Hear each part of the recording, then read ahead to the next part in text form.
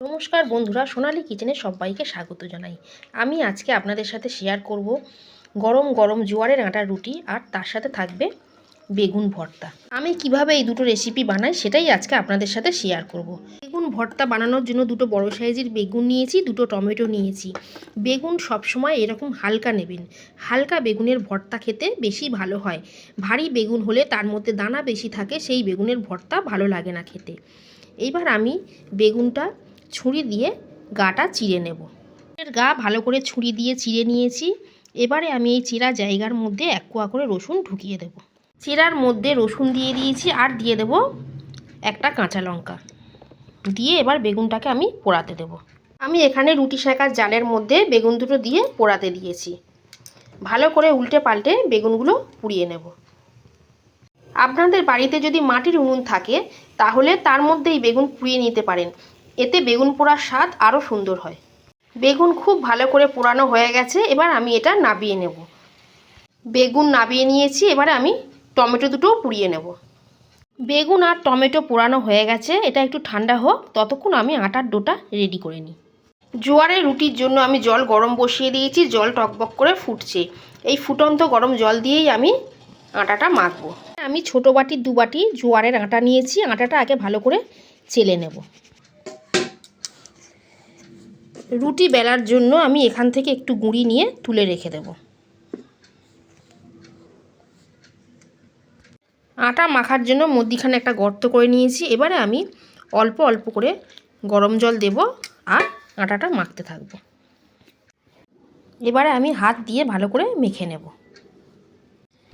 Normal আটার থেকে এই আটা মাখতে একটু বেশি সময় লাগে, অনেকক্ষণ ধরে সময় নিয়ে ঠেসে ঠেসে মাখতে হয়। যত সময় নিয়ে ঠেসে ঠেসে এই আটা মাখবেন, রুটি তত সুন্দর তৈরি হবে। আটা খুব ভালো করে মাখা হয়ে গেছে, এটা এবার কিছুক্ষণ রেস্টে থাক, ততক্ষণ আমি বেগুন ভর্তাটা বানিয়ে নিই। ঠান্ডা হয়ে গেছে, এবারে উপরের খোলাগুলো আমি ছাড়িয়ে নেব।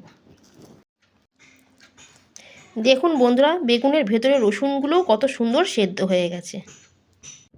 এবারে আমি বেগুনটা ভালো করে মেখে নেব। বেগুনটা আপনারা হাত দিয়েই মাখবেন। বেগুন মাখতে মাখতে বেগুন থেকে এরকম চোঁচ বেরায়, এইগুলো আপনারা ফেলে দেবেন। এইগুলো থাকলে বেগুন ভর্তাটা খেতে ভালো লাগে না।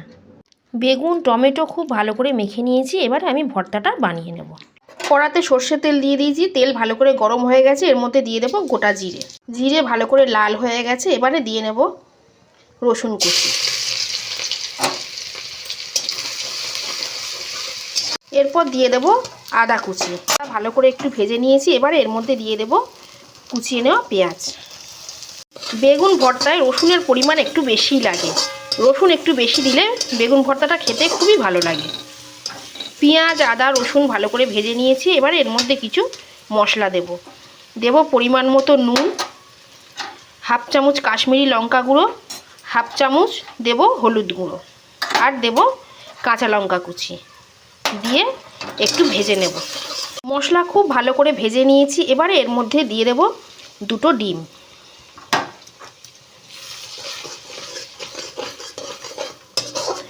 আপনারা ডিম ছাড়াও এটা বানাতে পারেন, ডিম ছাড়াও খেতে খুবই ভালো লাগে, কিন্তু আমার মতো যারা ডিম খেতে পছন্দ করেন তারা একবার ডিম দিয়েই বেগুন ভর্তাটা বানিয়ে দেখবেন, দুর্দান্ত খেতে লাগে। ডিম দিয়ে কিছুক্ষণ ভেজে নিয়েছি, এবারে এর মধ্যে দিয়ে দেব কুড়িয়ে নেওয়া টমেটো ও বেগুন।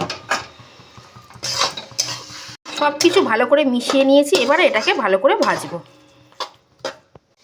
নাড়তে নাড়তে বেগুনের রস অনেকটাই শুকিয়ে গেছে, এবারে এর মধ্যে দিয়ে দেব অল্প একটু গরম মশলাগুলো আর ধনেপাতা কুচি। বেগুন ভর্তা একদম রেডি হয়ে গেল। এটা আপনারা ভাত রুটি পরোটা সব কিছুর সঙ্গেই খেতে পারেন। আটা রেস্টে রাখা হয়ে গেছে, এবারে আমি এর থেকে লেচি কেটে নেব। আমি এই রকম সাইজের লেচি কেটেছি, এবারে গুঁড়ি দিয়ে এটা বেলে নেব। আমি হাত দিয়ে আগে চেপে চেপে একটু লেচিটাকে বাড়িয়ে নেব।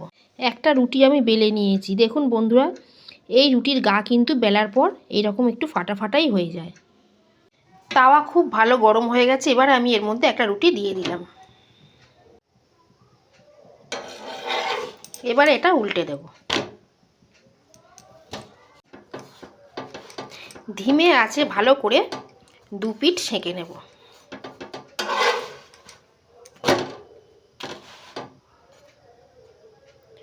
দেখুন বন্ধুরা, তাওয়াতেই কি সুন্দর রুটি ফুলে উঠছে।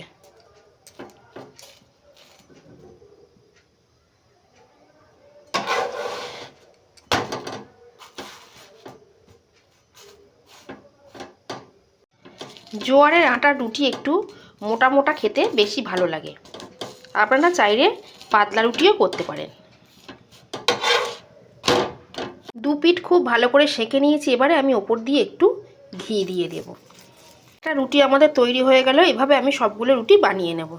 উইন্টার স্পেশাল দুটো রেসিপি আপনাদের কেমন লাগলো কমেন্ট করে অবশ্যই জানাবেন।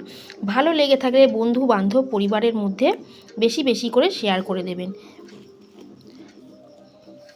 আজকের মতো এই পর্যন্তই। সবাই খুব ভালো থাকবেন, সুস্থ থাকবেন। ধন্যবাদ।